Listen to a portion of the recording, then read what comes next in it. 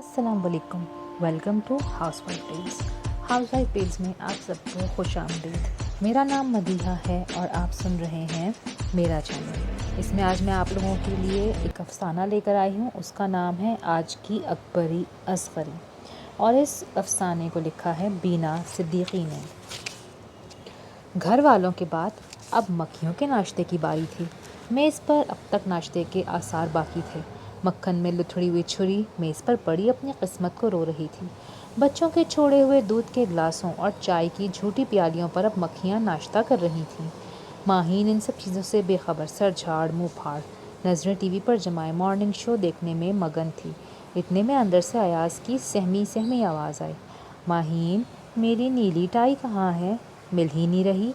माहीन ने गुस्से से मुंह कमरे की तरफ करके कहा, दराज के नीचे वाले खाने की ऊपर वाली साइड में देखो और मेरा मॉर्निंग शो ख़राब ना करो। अपनी चीज़ें खुद संभाल के रखा करो। अयाज खामोश हो गया और जल्दी से स्याह टाई लगाता कमरे से बाहर आया। मैंने काली टाई लगा ली है और सॉरी अलमारी और कमरा सरा उलट गया है जल्दी में, मैं आके ठीक कर दूंगा। तौबा है, मैं घर देखूं बच्चे देखूं या हजरत के कपड़े जूते, हद हो गई है भाई। माहीन गुर्राई, नहीं नहीं तुम सिर्फ टीवी देखो, बाकी चीज़ें मैं देख लूँगा वापस आकर।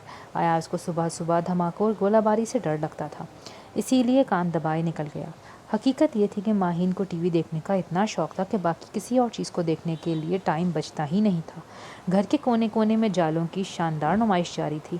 बिस्तरों पर मैली फटी चादरें बिछी थी, तौलिए चीथड़े होकर इधर उधर पड़े मिला करते। मेज़ और कुर्सियों पर धूल मिट्टी से खूबसूरत नक्काशी की गई थी। खाना ज़्यादातर बाज़ार से ऑर्डर किया जाता। जब महीना ख़त्म होने लगता और पैसे कम पड़ जाते तो नुक्कड़ के होटल से सस्ती दाल और रोटी मंगवा कर गुजारा कर लिया जाता। किचन में बर्तन औंधे पड़े रहते थे और मुख्तलिफ़ तरह के बाज़ारी खानों के डब्बे जगह जगह बिखरे दिखाई देते।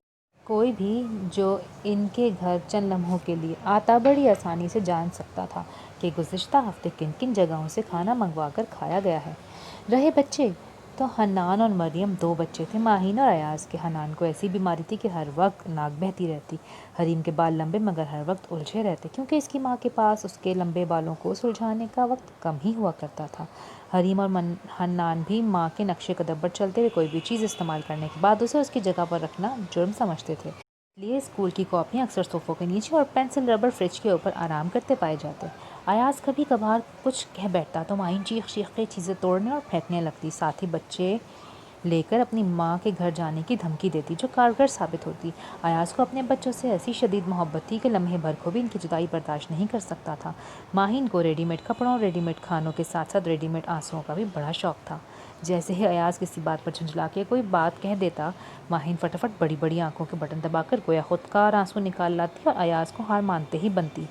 बुनियादी तौर पर अयाज़ एक बुज़दिल और कमज़ोर आदमी था। माहीन अयाज़ के जाने के बाद इत्मीनान से बिखरी चीज़ों के बीच बैठकर टीवी पर मॉर्निंग शो देखने लगे। बोतलों में लटकी हुई मनी प्लांट सलीके से बुने हुए डोरियों वाले तौलिया स्टैंड, बेदाग सफ़ेद तौलिए, सफ़ेद साफ़ सुथरी चादरें, कमरों में मुख्तसर लेकिन साफ़ सुथरा और सलीके से सजा हुआ फर्नीचर। रज़िया बेगम ने छोटी बहू के घर में कदम रखते ही 100 बार नज़र दौड़ाई, लेकिन पिछले 1 घंटे से कोई एक बात भी तो ऐसी नज़र नहीं आई थी कि जिस पर वो कोई जुमला कस सकती।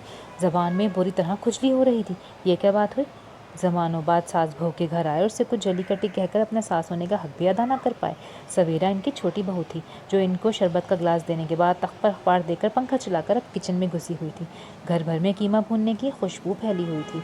रज़िया बेगम ने अखबार एक तरफ सरका दिया कि इनको कौमी और बैनुल-अक़वामी ख़बरों से ज़्यादा बहू की खबर लेने में दिलचस्पी थी। बहू, ये हमारे बच्चे कब तक वापस आ जाते हैं स्कूल से? सवेरा किचन से बाहर आके पसीना पोंछते हुए बोली। बस आते ही होंगे अम्मी, इसीलिए जल्दी जल्दी खाना तैयार किया था कि जब तक बच्चे कपड़े तब्दील करें मैं खाना गर्मा गर्म मेज़ पे लगा दूं। कीमा मटर तो भून लिया है, थोड़े से चावल भी उबाल लिए हैं, रात की अरहर की दाल है वो भी गर्म कर ली है। आपको कुछ ख़ास खाना हो तो बताइए। ए खुदा की मान बहू रानी, ये किस जानवर का कीमा भूनने बैठ गई हो? यहाँ कराची में तो सुना है कि गाय भैंस का तो गोश्त अब मिलता भी नहीं है। अब तो जाने किन किन जानवरों का गोश्त काटते बेचते फिरते हैं ये मोए कसाई। उफ तौबा, तभी तो कहूँ मेरा बच्चा दानियाल और पोते सूख के कांटा हुए जा रहे हैं। अला बला खिलाती हूँ इनको सब। अरे अम्मी, आपने बहुत दिनों से दानियाल को देखा नहीं, वो तो एक ज़ाती तोंद के मालिक बन चुके हैं। डॉक्टर ने इनको वज़न कम करने के लिए मशवरा दिया है। रह गए आपके दोनों पोते, तो शायान और अयान को मैं हर 6 महीने बाद चेकअप कराने ले जाती हूँ। दोनों बच्चों का वज़न उनकी उम्र के हिसाब से बिल्कुल बराबर है। आप फ़िक्र ना कीजिए अम्मी जान। سویرا نرمی سے ہنس کے بولے. رضیہ بیگم کو مزید غصہ آ گیا. ارے حد ہو گئی, تمہیں تو کوئی فکر ہی نہیں ہے. اب اپنے بیٹے پوتوں کی فکر میں بھی چھوڑ دوں کیا؟ اور ہاں بہو, یہ الگنی پر بچوں کو یونیفارم سوکھ رہے ہیں, یہ کیا چکر ہے؟ ضرور اپنے پھوڑ پن میں تم نے یونیفارم دیر سے دھوئے اور آج میرے معصوم بچے بغیر یونیفارم کے اسکول گئے ہوں گے. ہائے ہائے, وہ معصوم اسکول میں مار کھا رہے ہوں گے. رضیہ بیگم بالآخر اعتراض کرنے کا موقع ڈھونڈ چکی تھی. ارے نہیں نہیں امی, بچے یونیفارم پہن کے گئے ہیں. میں بچوں کے دو یونیفارم منگواتی ہوں تاکہ بچے ایک یونیفارم پہن کے جائیں, دوسرا دھلتا سوکھتا رہے. اسی طرح بچے روز سفید چمکتا یونیفارم پہن کے جاتے ہیں. سویرا محبت سے بچوں کی ننھی ننھی سفید شرٹوں پر ہاتھ پھیر کے بولی. رضیہ بیگم منہ پر ہاتھ مار کے بولی. اف میرے خدا, اس قدر فضول خرچی, اتنے چھٹانکر بھر کے بچوں کے دو یونیفارم, میرے بچے کی جیب کا کباڑا کر دیتی ہوگی تم تو. رضیہ بیگم کی زبان کو چابی مل چکی تھی. اب کچھ اور بھی کہہ دیتی کہ وین کا ہارن سنائی دیا اور سویرا دروازہ کھولنے لگی. لال ٹماٹر چہرہ لیے صاف ستھرے دو بچے اندر داخل ہوئے. سویرا نے ان دونوں کا ہاتھ تھام کر ان کو رضیہ بیگم کے سامنے کر دیا. شایان, ایان بیٹا, دادی اماں آئی ہیں, سلام کرو. شاباش. شایان اور ایان نے سلام کیا تو رضیہ بیگم نے دونوں کو سینے سے لگا لیا. پھر بچوں کا سر سے پیر تک جائزہ لیا.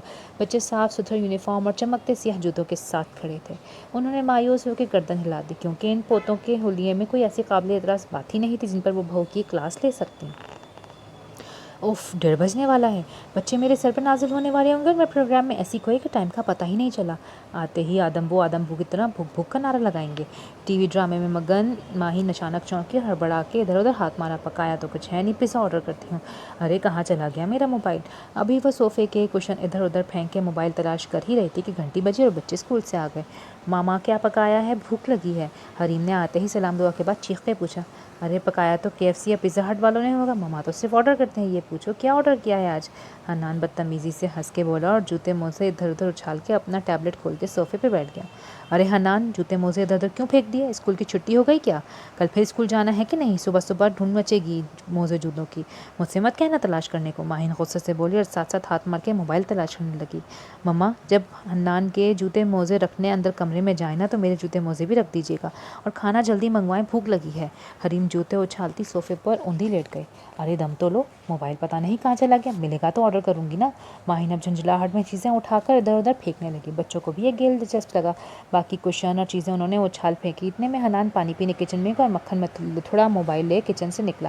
مما, یہ صبح سے کچن میں پڑا ہے, جب آپ ناشتے کے لیے ٹوسٹ پر مکھن لگا رہی تھی تب سے یہ وہیں پڑا ہے. ماہین نے جھپٹ کے موبائل بچے کے ہاتھ سے لیا. اس کی اسکرین مکھن سے گندی ہو رہی تھی. ماہین نے جلدی سے صوفے پہ پڑی حنان کی اسکول کی ٹائی سے موبائل کی اسکرین صاف کی تو حریم کہا مار کے بولی. ہاں ہاں ماما, آپ نے حنان کی ٹائی پر مکھن لگا دیا, اب اس کو کل اسکول میں ڈانٹ پڑے گی. ماہین غصے سے بولی. چپ کرو بدتمیز, مجھے آرڈر کرنے دو. اب تو مجھے بھی بھوک لگنے لگی ہے اور آرڈر لانے میں وہ گھنٹہ لگا دے گا. ماہین جلدی جلدی نمبر ملانے لگی.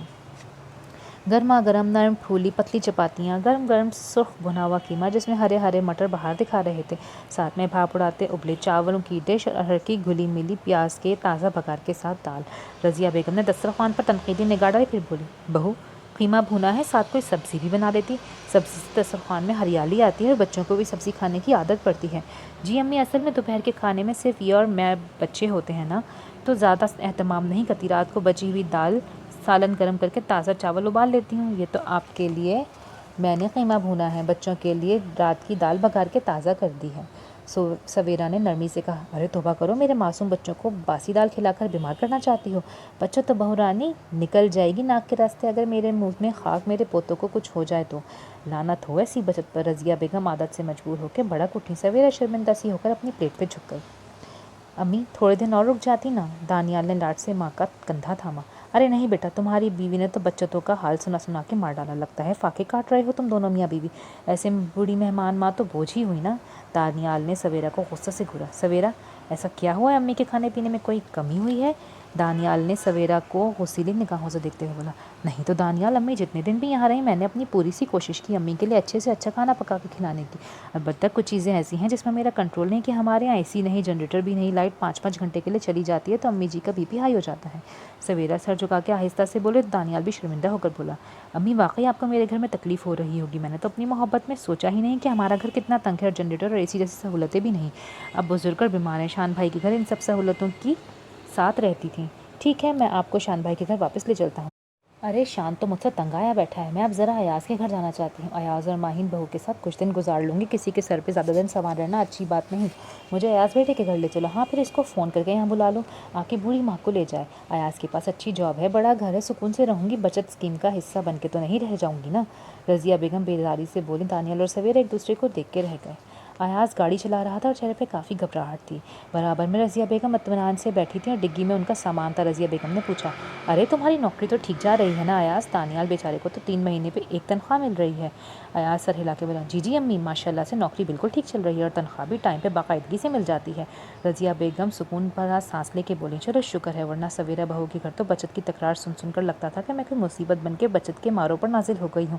अब तुम्हारे घर में सुकून और खुशहाली मिल सकेगी। अयाज़ गड़बड़ा के बोला, खुशहाली तो ज़रूर है, मगर साथ साथ खुश्क मिजाजी भी मिलेगी। सुकून का वादा नहीं कर सकता। दरअसल माहिन का मिजाज सवेरा भाभी से मुख्तलिफ है। सवेरा भाभी जितने ठंडे दिमाग की हैं, माहिन इतनी गर्म मिजाज की है। अयाज़ के लहजे में शर्मिंदगी थी। रज़िया बेगम जल्दी से बोली, अब ऐसी भी कोई बात नहीं, मुझे लगता है माहिन को तुम कुछ ज़्यादा ही शिकायतों के पंडल में तोल देते हो, वरना मुझसे तो वो हमेशा अच्छी तरह मिली है। अयाज़ आभर के बोला, ये हमेशा सिर्फ 3 बार का है अम्मी। अब पहली बार इससे रिश्ता तय करने के वक्त मिली थी, दूसरी बार बारात वाले दिन और तीसरी बार इसके अलहदा घर की तकरीब में। इन 3 मौक़ों पर वो खुश थी। आज तक आपकी इससे कभी नॉर्मल मूड में मुलाकात नहीं हुई ना। इतने में वो घर पहुँच गए। रज़िया बेगम और अयाज़ गाड़ी से उतरकर गेट खोल के अंदर पहुँचे। रज़िया बेगम ने कहा, तुम कुछ भी कहो, मुझे तो बड़ी बहू में कोई बुराई नज़र। रज़िया बेगम का जुमला अधूरा रह गया। लकड़ी के खुले दरवाजे से एक उड़ती हुई खाली पतीली आकर रज़िया बेगम पे पैर पर लगी। वो तकलीफ़ से बिलबिला के रह गईं। अयाज़ बुरी तरह शर्मिंदा हो गया। पतीली के ताक़ुब में माहिन की चीखती हुई आवाज़ भी आई थी, इतनी देर से आए हो? कहा भी था जल्दी आना। अम्मी के घर जाना है, तुमको सारी दुनिया के काम करते हुए आना था ताकि मैं लेट हो जाऊं। माहिन की ऐसी शगुफ्ता गुफ्तगू सुनकर रज़िया बेगम हक्का बक्का रह गईं तो अयाज़ बुरी तरह शर्मिंदा हो गया। उसने झुककर माँ के पैर के पास पड़ी, स्टील की खाली पतीली उठाई और बुलंद आवाज़ में कहा, माहिन बाहर आके देखो तो सही, आखिर इतनी देर क्यों हुई है और मैं किसको साथ लेकर आया हूँ। वो बुरी तरह से बौखलाया हुआ था। माहिन के अंदर से गुर्राहट सुनाई दी, उफ, यानी मैं अम्मी के घर जाने की तैयारी किए बैठी हूँ और तुम किसी मुफ्तखोरी को लेकर नाजिल हो गए हो। हद हो गई भाई, अब खुद ही बैठ के खिलाओ उसे। मैं तो चली कैब मंगा कर अम्मी के घर। डीप फ्रीज़र में पुरानी तारीखों के डब्बे बंद कटलेट्स पड़े हैं, वो खुद तलो और खिला दो अपने मुफ्तखोर दोस्त को। मैं तो हरगिज़ किचन में नहीं जाने दूंगी अपने आप को। अयाज़ मज़ीद बौखला गया और बोला, तुम बाहर तो आके देखो ना यार। इतने में हक्का बक्का रज़िया बेगम सदमे से संभल के अंदर कदम बढ़ा चुकी थी। टीवी लाउंज में यहाँ से वहाँ तक कुशन बिखरे पड़े थे। बच्चों के यूनिफॉर्म, जूते, मोजे और माहिन के दुपट्टे ज़मीन पर फैले हुए थे। किचन ओपन था, जिसकी वजह से गंदगी साफ दिखाई दे रही थी। किचन के स्लैब पर प्याज और आलू के छिलके और झूठे गंदे बर्तनों के ढेर सोफे पर बैठे बैठे देखे जा सकते थे, जो रज़िया बेगम ने एक सास की उकाबी निगाहों से देख भी लिया और गुस्से से लाल होकर बोल उठी, बड़ी बहू, ये घर का क्या हाल कर रखा है। माहिन उनका सख्त लहजा सुनकर बजाय शर्मिंदा होने के भड़क उठी और तड़क के बोली, मुझे कुछ कहने से पहले ये सोच लें कि आप बगैर इत्तला दिए आई हैं। किसी वक्त घर का हाल कुछ भी हो सकता है। अब घर फैला हुआ मिला है तो आपका अपना कसूर है, घर वालों का नहीं। माहिन का गुस्ताख लहजा सुनकर रज़िया बेगम सख्ते में आ गई। अयाज़ माँ का सफ़ेद चेहरा देखकर जल्दी से आगे बढ़ के बोला, आइए अम्मी, मैं आपको अंदर कमरे में ले चलता हूँ, आराम कीजिए, फिर खाना लगेगा तो आपको बुला लूँगा। जब तक बच्चे भी ट्यूशन पढ़ के वापस आ जाएंगे, उनसे भी मुलाकात कर लीजिएगा। रज़िया बेगम गुमसुम सी अयाज़ के साथ चल दी। माहिन के चेहरे पर शदीद गुस्सा था। अयाज़ वापस लौटा तो वो शेर की तरह दौड़ी। मुल्क की तमाम मोबाइल कंपनियों ने अपनी सर्विस बंद कर दी है कि अपनी अम्मी को साथ लाने की क्या ज़रूरत थी। सुबह शाम अपने दुखड़े रो तो लेते हो फ़ोन पर। अयाज़ घबरा के बोला, वो 2-4 दिन के लिए आई हैं, फिर वापस दानियाल के घर चली जाएंगी। वैसे तो तुम्हारा सलूक ऐसा है कि 2-4 दिन भी रहना मुश्किल है उन बेचारी का। खाने की मेज़ पर बाजार की तेज़ मिर्च की गहरे सुर्ख रंग की रोगन भरी निहारी बड़ी डिश में लबालब भरी रखी थी और साथ में तंदूर की सख्त चमड़ी जैसी लंबूथरी रोटियां एक ट्रे में औंधी सीधी पड़ी थी। बच्चे निहारी उल्टे चमचे से निकाल रहे थे। निहारी की बूंदें मेज़, बच्चों के कपड़ों और फर्श पर गिर रही थी। रज़िया बेगम ये सब कुछ देखकर सख्ते किसी कैफियत में थी। अरे अम्मी, खाइए ना, बड़े मज़े की निहारी, शौकत की निहारी बड़ी मशहूर है यहाँ। रज़िया बेगम बेजारी से बोली, मोहल्ले के डॉक्टर ने मशहूर कराई होगी, इसके पास पेट दर्द के मरीज़ भेजने का कमीशन होगा ना निहारी वाले का। अयाज़ घबरा के बोला, क्या मतलब अम्मी, मैं कुछ समझा नहीं। वो तो खैर कोई नई बात नहीं, जब से माहिन से तुम्हारी शादी हुई है उसके बाद से तुम कुछ भी नहीं समझे। अयाज़ ने बौखलाकर माहिन को देखा, जिसका चेहरा निहारी के रंग से मिलता जुलता सुर्ख हो चुका था। जाने निहारी तेज थी या सास। रज़िया बेगम बात बदलते हुए बोली, नहीं बेटा बस खा लिया, एक तो तेज़ मिर्च मसाला खाने से मुझे अल्सर की शिकायत हो जाती है, सारी रात पेट के दर्द से करवटें बदलते गुजर जाती हैं, और फिर रोटियां आटे के बजाय शायद रबर की बनी हुई हैं, ना चपती हैं, ना खींची जाती हैं, ना तोड़ी जाती हैं।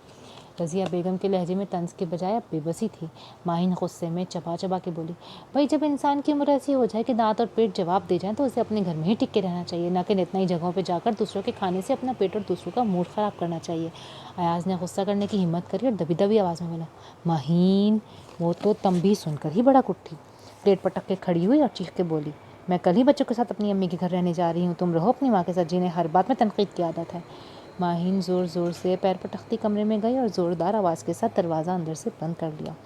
रज़िया बेगम अपनी इज्जत अपने हाथ धोने के मकूले पर अमल करते हुए कुछ देर खामोश बैठी बेटे को देखती रहीं और फिर बोली, बेटा कल उसे नहीं मुझे छोड़ाना दानियाल के घर। अयाज खुश होकर बोला, ठीक है अम्मी, वैसे रुक जाती तो अच्छा था, वो कुछ गड़बड़ा सा गया। रज़िया बेगम इसके कंधे पे हाथ रख के उठ खड़ी और तंजिया कहा, सारी ज़िंदगी यूं ही गड़बड़ाए हुए ही रहना। फिर अपने कमरे की तरफ बढ़ गई और बिस्तर पर जा लेटी। नींद आती तो कैसे, बड़ी बहू के हाथों ज़बरदस्त बेइज्जती हुई थी कि दिमाग में चुभ रही थी और तेज़ लाल मिर्च से भरपूर निहारी के दोने वाले थे कि पेट में उधम मचाए दे रहे थे।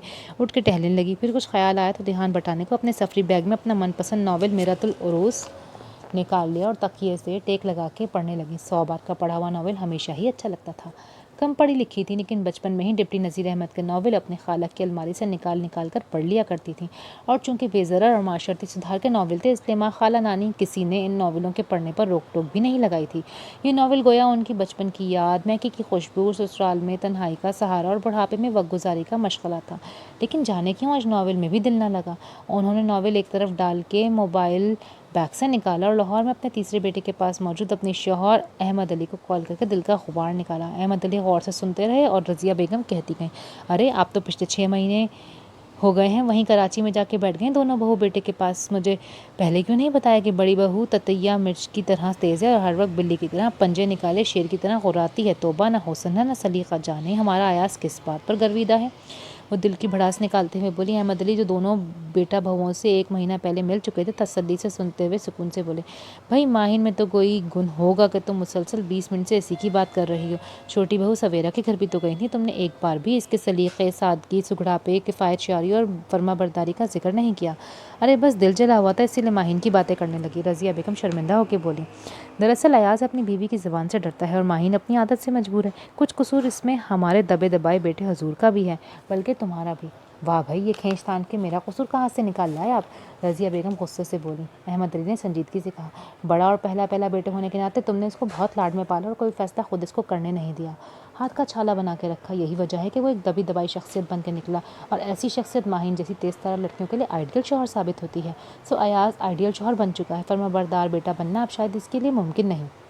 अच्छा सब छोड़ो, मूड ठीक करो और ये बताओ क्या कर रही थी इस वक्त। करती क्या, वक्त काटने को एक ही सहारा है मेरा, वही 1000 बार का पढ़ा डिप्टी नज़ीर अहमद का मिरातुल उरूस पढ़ रही थी। जाने क्यों आज दिल कुछ ऐसा जला है कि इसमें भी दिल नहीं लग रहा। वैसे तुमने कभी सोचा है कि अकबरी असगरी आजकल के ज़माने में भी होती हैं? क्या मतलब ये कि अकबर असगरी आजकल के दौर में भी मौजूद है। फ़र्क सिर्फ इतना है कि आजकल किसी में अकबरी को टोकने की हिम्मत है, ना असगरी की तारीफ़ करने का हौसला। अहमद अली की बात सुनकर रज़िया बेगम लम्हे भर को सन्नाटे में आ गई, फिर खुदा हाफिज़ कहकर फ़ोन बंद कर दिया और बिस्तर पर जा लेटी और सोचा, कल मैं दानियाल के घर जाते हुए सवेरा के लिए लॉन का सूट ख़रीद के लेती जाऊँगी। बुरी तो अपनी बुराई मनवा लेती है, अच्छी की अच्छाई मानना अच्छी बात है। बदज़बान और फूहड़ बहू को सुधारना मेरे बस में नहीं, लेकिन अच्छी बहू की कदर करना तो मेरे इख्तियार में है ना। क्या ख्याल है? कोई अफसाना पसंद आया है तो please give it a thumbs up, do like, share and subscribe my channel. मिलते हैं अगली वीडियो में, तब तक के लिए अल्लाह हाफिज़।